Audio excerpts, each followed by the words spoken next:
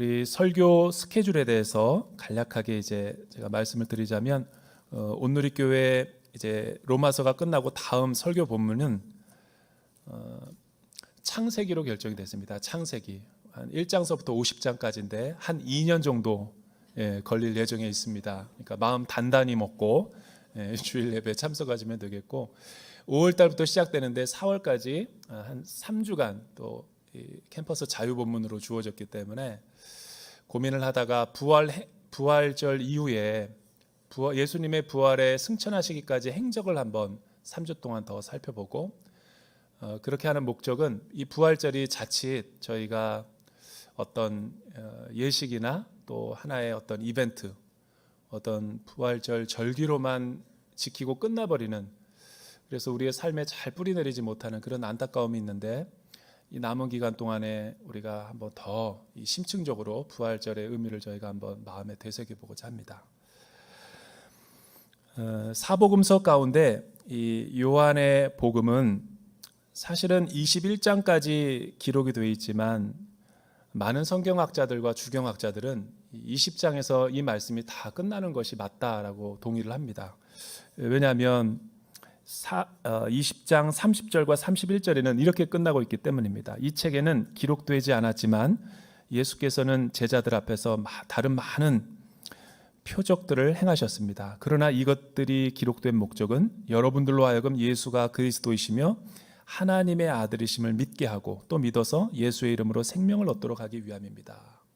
이 정도면 이제 에필로그 마무리 엔딩으로서는 전혀 손색이 없는 1장서부터 20장까지는 거의 완벽한 이 복음서 중에 복음서라고 할 수 있죠. 그런데 갑자기 21장이 이제 또 첨언이 되는 듯한 로마서 16장이 붙어 있는 것처럼 왜 사도 요한은 21장을 기록할 수밖에 더 없었을까? 그것은 많은 학자들이 연구해 본 결과 이 부활의 의미를 조금 더 강조하고 싶어서, 그리고 그 자세한 이유는 나타나진 않지만 그 베드로와 요한이 영적인 경쟁을 많이 하고 있습니다. 그래서 자기가 자신의 글을 쓰면서도 사랑하는 이 자신을 표현하면서 이 1장서부터 마지막 장까지 이제 베드로와 시기와 경쟁과 다툼이 있는 것을 정말 진솔하게 기록하고 있는 것을 보게 되죠. 그런데 이들이 성령 받고 변화돼서 사도행전에 보면 같이 원팀이 되어서 초대교회를 일으키는 부흥의 주역들이 되고 있습니다. 뭐 여러 가지가 있겠지만 아마 예수님께서 이 부활하셨다라는 것은 초대교회에 엄청난 거룩한 충격이었기 때문에 이 부활의 사건을 좀 더 부각시키기 위해서 이 사도 요한이 이 요한복음의 마지막을 더 강조하려 하지는 않았을까.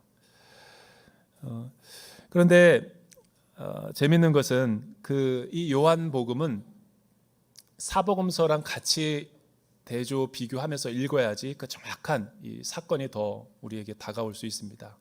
여러분, 사복음서를 읽다 보면 똑같이 이 십자가의 사건과 부활의 사건이 일어나는데 각각 다른 각도에서 조명을 하고 있는데 공통점인 것은 예수님께서 십자가에 죽기 전까지 제자들을 데리고 다니면서 대제사장들과 또 로마 군병들에게 인자가 많은 해를 당하고 고난을 당하고 죽음을 당하게 될 것이다. 그리고 부활할 건데 이미 제자들은 믿지도 않았지만 십자가의 사건까지는 분명히 믿었지만 예수님께서 죽음에서 부활하신다라는 것을 귀로만 들었지 믿음으로 내면화시키지는 않았던 것 같아요. 그런데 부활하고 나서 우리 주님은 약속하기를 내가 너희들보다 먼저 갈릴리로 가게 될 것이다. 그게 다예요. 그리고 우리 주님은 신문을 당하시고 고초를 당하시고 온갖 모욕과 조롱을 당한 다음에 십자가에서 죽음을 당하셨죠. 그런 다음에 이제 나타나셔서 요한복음을 보게 되면 19장서부터 20장까지를 보면 예수님은 3번 나타나셨어요. 요한복음의 각도에서 보면 막달라 마리아가 빈 무덤을 보고 부활하신 주님을 만났지만 그 당시 여자들은 고대 세계에서 증언자, 목격자의 역할을 하지 못했기 때문에 공식적으로만 남자들에게, 제자들에게 나타난 것만 3번. 유대에서 예루살렘에서 제자들이 모여 있었는데 그 집에서 우리 주님은 나타나셨어요.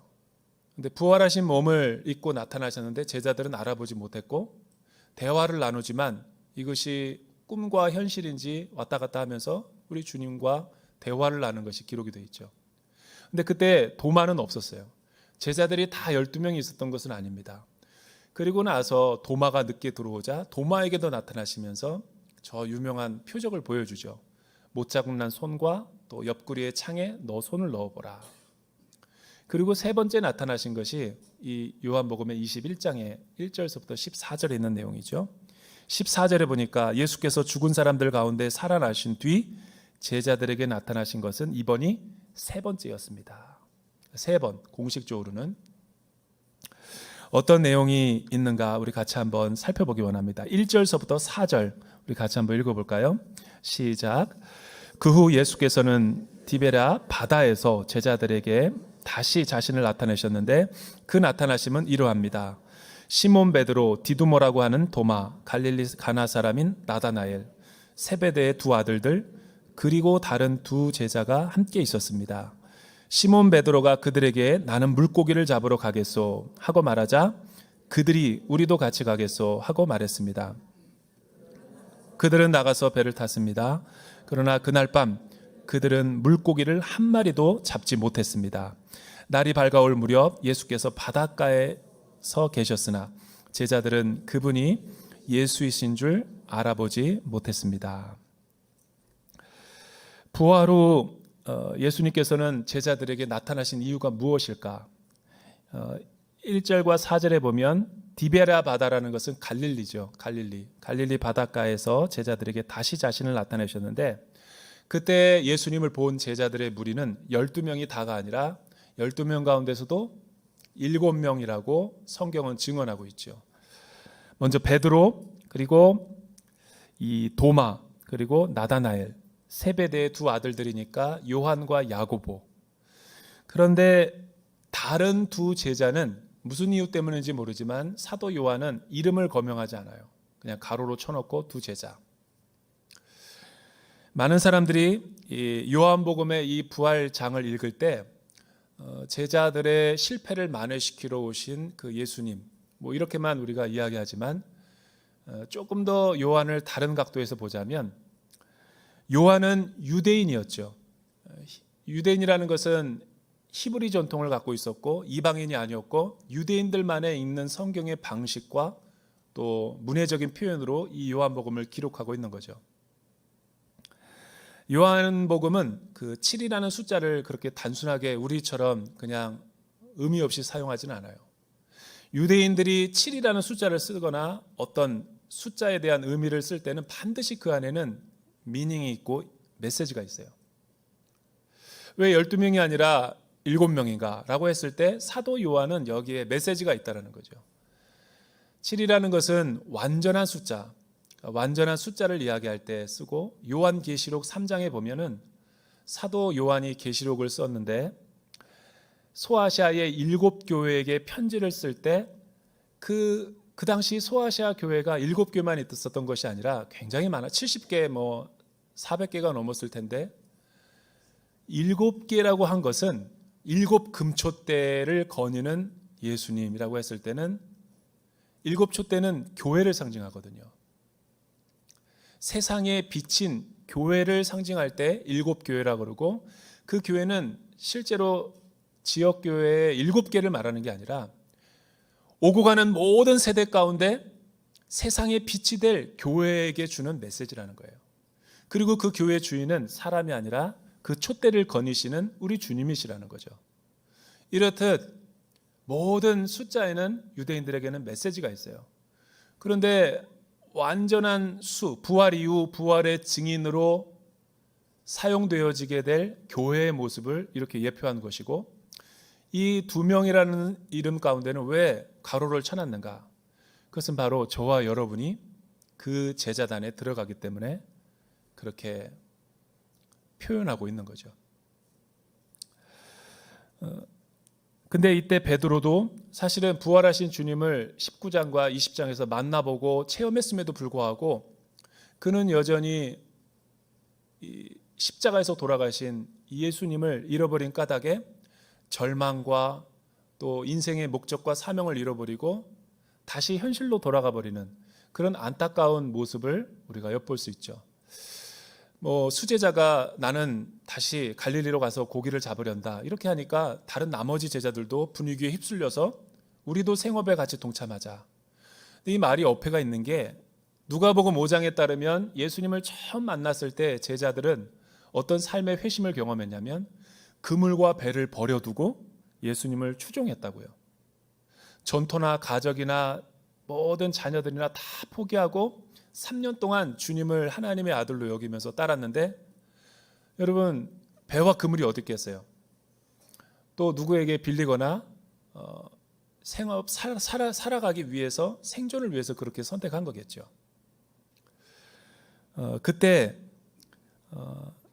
고기를 잡고자 했지만 무슨 이유 때문인지 고기가 하나도 잡히지 않는 엉뚱한 일이 벌어진 거예요. 그때 날이 밝아올 무렵 우리 주님께서는 그들에게 또 찾아오셔서 사랑의 관계성을 요청하셨죠. 왜 갈릴리로 주님이 이들을 찾아본다고 했을까? 여러분 여기에는 많은 메시지가 있지만 중요한 것은 부활하신 주님을 그들이 알아보지 못했다는 거예요. 만나보고 대화를 나누고 교제를 했지만 십자가의 처참한 죽음을 경험한 그 엄청난 트라우마 때문에 빈 무덤을 보고도 우리 주님이 부활하셨다라는 것이 믿어지지가 않을 만큼 충격적인 사건이었다라는 거죠. 우리 장례식을 많이 이제 여러분 참여해 보지만 장례식 때 그 상주들은 유족들은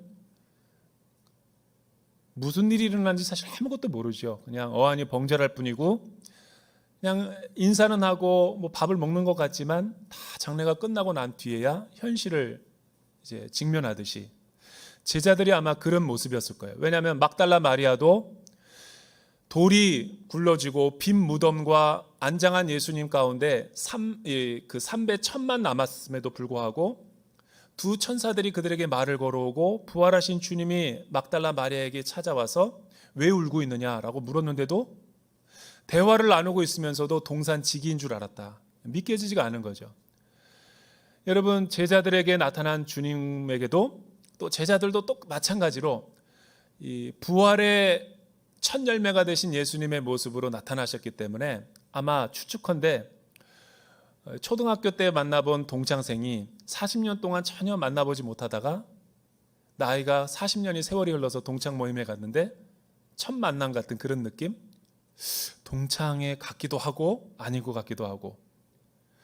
근데 예수님은 부활체이기 때문에 지금 이와 같은 우리의 육체의 모습과는 조금 달랐어요. 더 완전했겠죠. 그러니까 사실은 이런 오해가 벌어질 수도 충분히 있었다라는 거예요. 5절에서부터 7절 말씀 우리 같이 한번 읽어보죠. 5절에서 7절 시작. 예수께서 제자들에게 얘들아 물고기를 좀 잡았느냐 하고 물으시자 그들은 한 마리도 잡지 못했소라고 대답했습니다. 예수께서 제자들에게 말씀하셨습니다. 그물을 배 오른편에 던져보라. 그러면 물고기가 잡힐 것이다. 제자들이 그물을 배 오른편에 던지자 물고기가 너무 많이 걸려 그물을 배 안으로 들어올릴 수가 없었습니다. 예수께서 사랑하시던 제자가 베드로에게 말했습니다. 주이시다. 시몬 베드로는 주이시다라는 말을 듣자마자 벗어두었던 겉옷을 몸에 걸치고 물로 뛰어들었습니다. 베드로는 감정적인 것이 십자가를 지시기 전이나 십자가를 지고 나서 부활하신 후나 하나도 변함이 없어요. 보통 사람이 바다에 뛰어들 때는 입던 옷도 버리고 맨몸으로 다이빙을 할 텐데 부활하신 주님의 목소리가 들리고 나자마자 요한이 주님이시다 그러니까 자기도 모르게 충동적인 반응을 한 것이 옷을 벗고 있다가 옷을 입고 물속으로 뛰어드는 거죠. 이런 이상한 충동과 상황과 기질의 사람이 베드로였다는 거예요. 그래서 우리 교회 생활에도 앞뒤 문맥 없이 항상 상황 파악 못하는 사람을 베드로 같다, 베드로 기질이네 그렇게 하잖아요. 우리 순회도 다 있죠. 여러분 우리 교회 생활 공동체 다 있어요. 베드로 기질.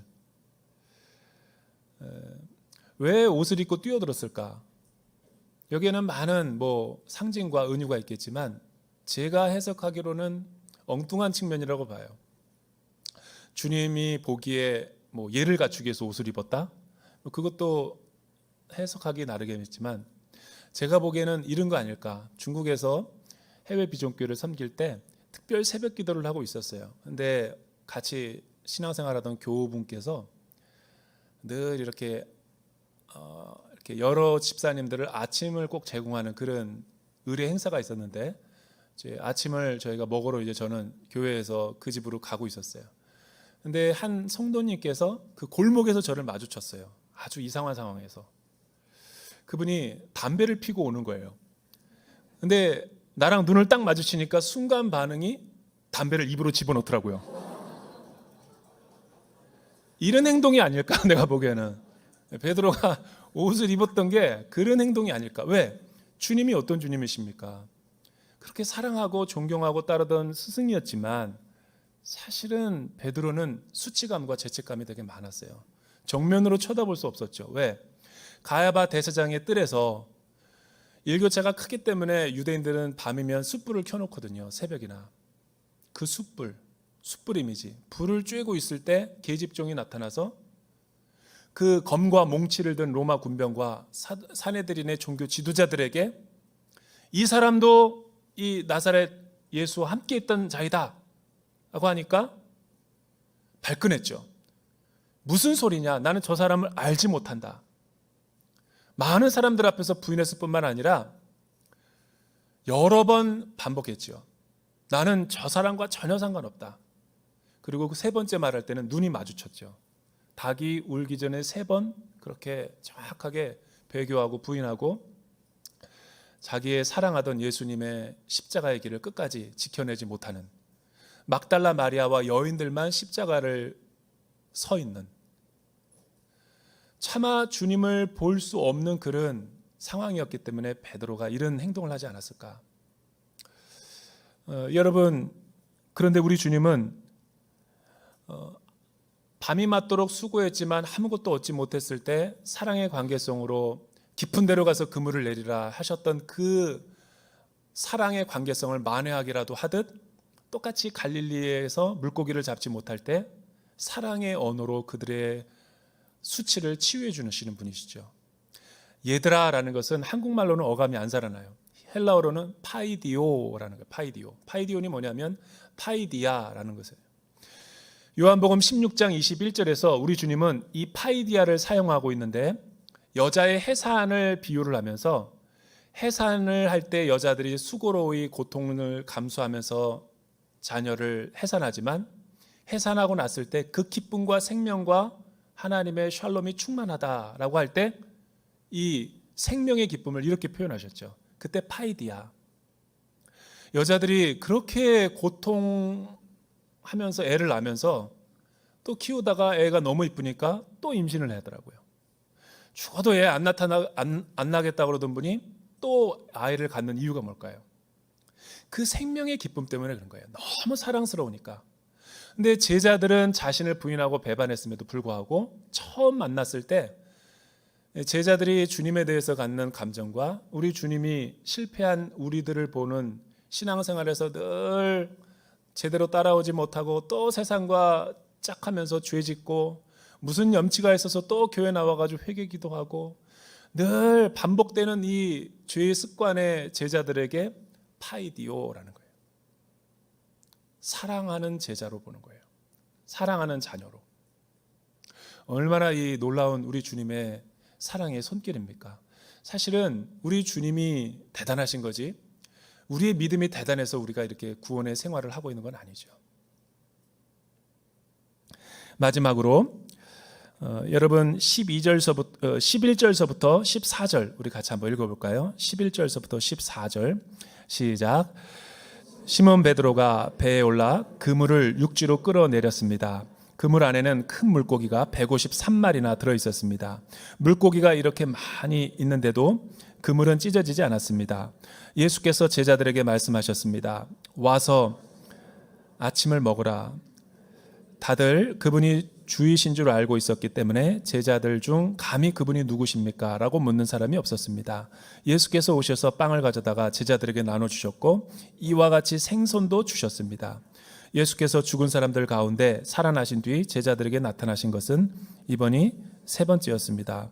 여러분, 주이시다라고 그랬을 때 베드로는 물로 뛰어들었지만 나머지 제자들은 그물을 오른편으로 던졌더니 153마리나 큰 물고기가 갈릴리 바닷가에서 잡힌 거죠. 더 이상 끌어올릴 수가 없어서 노를 저으면서 200규빗이라는 것은 90m 정도 돼서 그냥 육지까지 대고 그대로 배에 실지 않고 끌어온 거예요. 그랬더니 부활하신 우리 주님이 숯불을 거기다가 피워놓고 있고 빵과 생선을 굽고 있는 거예요. 좀 프레시한 생선을 좀 몇 마리 더 가져와라 하는 우리 사랑의 음성을 듣고 그들이 주님이신 줄 안 거예요.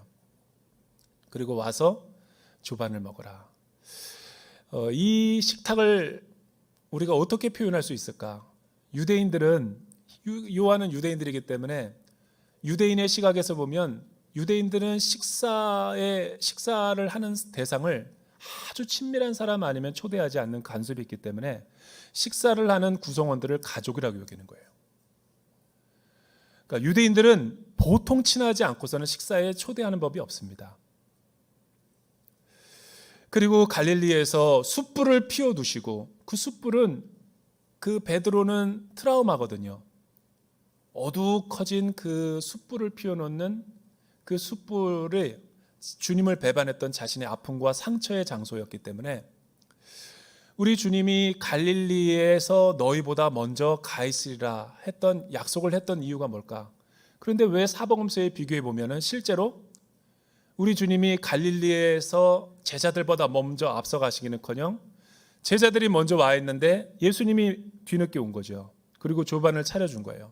이 성경의 불일치가 어떻게 이해할 수 있을까? 여기에는 유대인의 시각에서만 해석될 수 있는 이 메타포가 있는 거죠. 여러분, 갈릴리라고 하는 지역은 그 지명도 있지만 사실은 이 마태복음 4장 우리 그 22절과 이제 자막을 통해서 한번 좀 띄워주시면 마태복음 4장과 2장을 연속해서 한번 볼 건데 우리 같이 한번 읽어보죠. 마태의 시각을 시작. 스불론 땅과 납달리 땅이요 호수로 가는 길목 요단강 건너편 이방 사람의 갈릴리요 어둠 가운데 살고 있는 백성이 큰 빛을 보았고 죽음의 그림자가 드리워진 땅에 앉아있는 사람들에게 빛이 비쳤다. 또 읽어보죠 한번. 2장 시작. 그러나 요셉은 아켈라오가 그 아버지 헤롯의 뒤를 이어 유대 왕이 됐다는 소식을 듣고 그곳으로 가는 것이 두려웠습니다. 요셉은 꿈의 지시를 받고 방향을 바꿔 갈릴리 지방으로 가서 나사렛이라 하는 동네로 들어가 살았습니다. 이로써 예언자들을 통해 그는 나사렛 사람이라 불릴 것이다 라고 하신 말씀이 이루어졌습니다. 두 가지인데요. 갈릴리라는 지역을 마태는 유대인이었으니까 어떤 지역으로 표현을 하냐면 이방 사람들인 우리가 이해하는 개념과 유대인들은 흑암에 앉은 어두운 곳, 죽음의 그림자가 있는 이런 이미지로 표현을 하고 있어요. 그곳에 이방의 빛으로 예수님께서 갈릴리로 오셨다. 그리고 마리아와 요셉은 아켈라오가 집권할 때 선지자들의 예언을 이루기 위해서 갈릴리 지역 가운데서도 가장 빈민촌 중에 빈민촌인 나사렛으로 가서 살았다. 왜냐하면 나사렛 사람이라 일컬어지기 위해서이다. 이는 선지자들이 예언한 것을 성취하기 위해서. 그러니까 여기서 먼저 가겠다라고 하신 예수님의 그 말씀은 실제로 갈릴리라고 하는 지역을 의미하는 걸 수도 있지만 이는 예수님께서 죄로 절망한, 그러니까 사회적으로도 이 죄로 인해서 또 하나님과의 관계성이 단절되고 소망이 없고 하나님이 없는 우리가 처해 있는 모든 인류의 상황을 갈릴리라고 표현하는 거죠. 어둡고 절망적이고 죽음밖에 기다리지 않는 그 절망의 장소에 우리 주님이 갈릴리의 빛으로 오셨다라는 거예요. 우리 주님은 이들을 해방하고 자유와 희망을 주고 생명을 주기 위해서 십자가의 길을 걸어가셨죠. 그리고 선지자들에 의하면 나사렛 사람이라고 한 번도 일컬은 바가 없는데 그 나사렛 사람이라 불리기 위해서 우리 주님이 갈릴리 가운데서도 나사렛에서 살아야만 됐다. 태어난 것은 베들레헴이지만 우리 주님은 이방 갈릴리와 나사렛 사람이라 그렇게 칭함을 받은 거예요. 나사렛에서 무슨 선한 것이 나오겠어요? 유대인이라면 아무것도 기대할 것이 없는 곳이 나사렛이에요. 사람들은 기대하지 않지만 여러분 이사야서 11장과 9장에 보면 이새의 줄기 가운데서 연한 가지가 나오는데 그가 다윗의 씨가 될 것이다 할 때 이 연한 순 줄기를 히브리어로 나자렌, 이방인들에게 세상에 소망이 다 없는 곳에서 하나님은 연한 가지인 나사렛 사람 예수 그리스도를 통해서 인류를 구원하시기로 하나님께서 작정하셨다는 거죠. 이런 의미에서 본다면 먼저 내가 갈릴리로 가겠다는 것은 소망 없고 절망한 이 세상의 사람들 가운데 십자가를 통해서 구원을 이루고 부활하신 다음에 너희에게 또한 이 십자가의 길을 의탁하게 될 것이다. 그러니까 여러분 여기에 7 제자와 그 2명의 제자의 공란을 비워둔 까닭과 우리 주님이 먼저 갈릴리로 가겠다라는 그 약속은 교회에게 사명을 주는 사건이 부활의 사건이라는 거죠. 우리 주님이 승천하신 다음에 성령 하나님을 통해서 교회를 세우시고 구원받은 사람들을 하나님의 백성들을 불러주시고 저와 여러분들을 통해서 하나님이 이루어놓은 사역의 십자가의 길을 같이 가게 하심으로 이 하나님의 나라의 뜻이 세워지게끔, 이런 의미에서 팀 켈러 목사님이 말씀하신 대로 오늘날 현대 교회의 비극은 십자가를 너무 강조한 나머지 부활을 전통과 교리로 만들어버렸다는 것이다. 하나의 이벤트로 여겨버리는 것이죠. 여러분도 지금까지 신앙생활을 하면서 부활절을 절기로 지키지 매일매일 우리의 삶이 그 성령 하나님을 통해서 이 부활의 주님과 함께 날마다 동행하며 살아가는 사람이 얼마나 있어요?